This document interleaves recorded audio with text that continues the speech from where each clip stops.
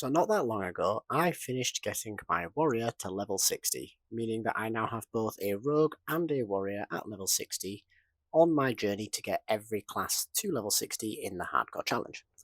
And some of you guys have been feeding back to me that you'd quite like to see a bit more of the journey, because admittedly I have basically just sort of shown the end of the challenge, maybe the last couple of levels or an abbreviated form thereof.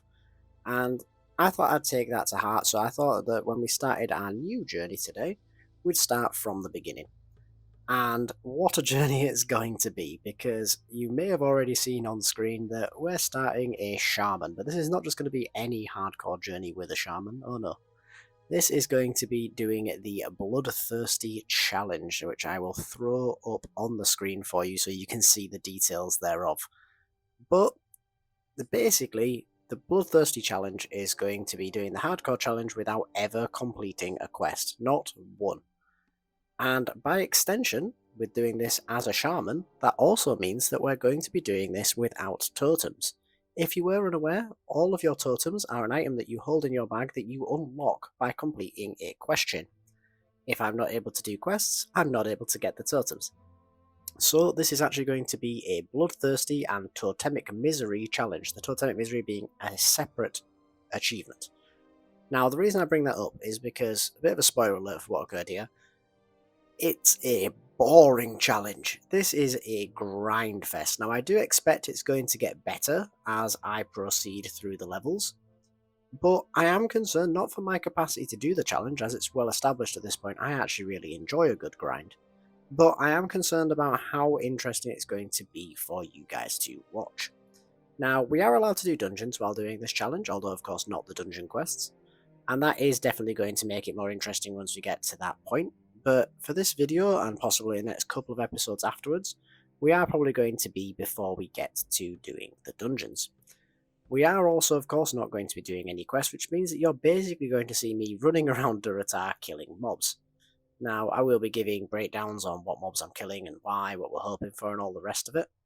But I am open to changing this challenge from being Bloodthirsty and Totem Misery to being just the Totemic Misery, if that is what you guys think I should do. So please do let me know in the comments down below. But for now, let's dive into this with Wind Fury Will, the Bloodthirsty No Totem Shaman. So, Wind Fury Will here is a Troll Shaman, and as a result, this being episode 1, he starts at level 1 in Durotar. And this is where we have our first decision to make, and it's a very easy one. Are we going to grind mobs in Durotar, or are we going to go somewhere else? Now, at level 1, it doesn't really make much of a difference. Whatever starting zone you're in, there is going to be some low-level 1 to 2 mobs that you can grind for the first few levels, and then some mobs like level 3 or level 4 that you're going to be able to grind until you get to about level 5, where you can then leave the opening part of the starting zone. In Durotar's case, what you see me doing here is basically I grind on balls until level 3, and then I move up to the cave to the north, where I grind on the grills outside of the cave until about level 5.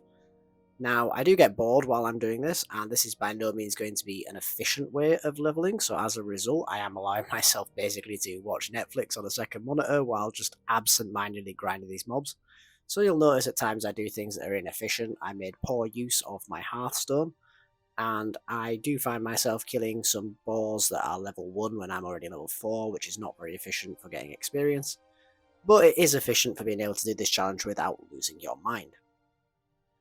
Now, one thing I mentioned there is the Hearthstone. One of the reasons we're doing this on the Shaman is because we're going to be grinding a lot. If we can find grinding locations that are nearby to an inn, we are going to have access to Astral Recall when we get to be a higher level. This could prove to be very helpful because you are going to fill up your bags very quickly doing this challenge because you are endlessly killing mobs. This is something that I have planned out in advance, and it's one of the reasons why we picked the Shaman, as well as, of course, it being one of the ones on the list to do. And also one of the classes that I wasn't looking forward to doing on the journey to getting all of the classes to level 60. Shaman in Classic is not something I particularly enjoy, mainly because of totems, so by doing this challenge, it actually frees me up from having to worry about using them. But Once we've reached level 5, we make our way out of the initial part of the starting zone and move our way over towards Senjin Village. Now, this is of course kind of pointless, as is Razor Hill for us, because there isn't any quests that we can do because we can't do quests. Razor Hill at least offers us a location for us to change our Hearthstone, as well as access to professions. Now, I did debate for a while what professions I wanted to do. Because we're doing grinding and not doing quests, it does actually make some a little bit more accessible than others. So firstly, we'll talk about the secondary professions. We are going to pick up First Aid. First Aid just requires cloth, and we're going to be grinding mobs endlessly. We're going to have huge amounts of cloth, and it's going to be valuable to us to be able to bandage ourselves in a pinch. We are playing a healing class, of course, but still, if we can save that mana and use a bandage instead, that is going to be helpful to us. Cooking and fishing are something that I'm debating taking. They do have a lot of value early, but I don't think that they're going to have much value late, not least of which because to get them past 225, we are going to be needing to do a quest. This is true, of course, with doing our first aid as well, but that has value quite dramatically up to that point, and also is not something we're going to have to go out of our way to do. So for the sake of picking up the profession, I figured that one was worth it, whereas I'm less sure about cooking and fishing. One thing that leveling the warrior did, however, is educate me that during this challenge, being engineering is basically worth anything. If you are wanting an easier profession while doing this, you could certainly go for the skinning and leatherworking route, because that's pretty much going to do itself, especially when you're doing so much grinding. You're probably going to be able to find a beast spot to grind and get miles ahead with your profession and get yourself some good gear along the way. I decided that the gear wasn't going to be all that helpful to me because similarly with grinding the mobs, I should be finding myself a lot of gear anyway, so hopefully that decision doesn't come back to bite me in the ass. One thing that I know won't is doing engineering. Doing engineering is going to allow me access to bombs and target dummies, and that's basically all we're going to care about. We are going to be able to gain goggles from doing this as well, which is certainly going to be nice, but in reality, I would happily sacrifice the goggles to have an endless stream of grenades and target dummies. Once we've got all that profession stuff out of the way, the next thing to do is to move over to the Kultirans over on the east coast of the Duratar zone. Doing so allows us to grind these mobs endlessly that are going to be able to give us quite good drops. Most notably what we're after here is going to be some bags. Now, if we don't get any bags, it's not the end of the world because these are only going to be 6-slot bags and we can purchase them in town, which, spoiler alert, we do. We get absolutely nothing in terms of drops from these mobs, apart from the stuff that we are essentially guaranteed. That's not too much of a problem though, because the guaranteed things that we're going to get here are cloth for our bandages and engineering as well as also getting ourselves just some raw coppers. This is going to be very nice for getting us a nice early advantage with our bags, which we are ultimately able to do.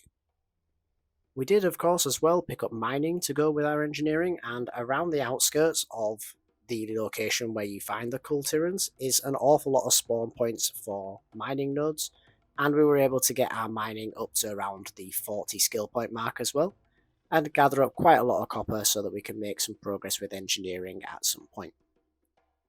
But I think that's going to about do it for episode 1. It wasn't much of a episode in terms of what we managed to get done, but it did explain what we're going to be doing in this challenge going forward quite well, I like to think. So I have a lot of open-ended things in regards to this challenge and what we're going to do moving forward.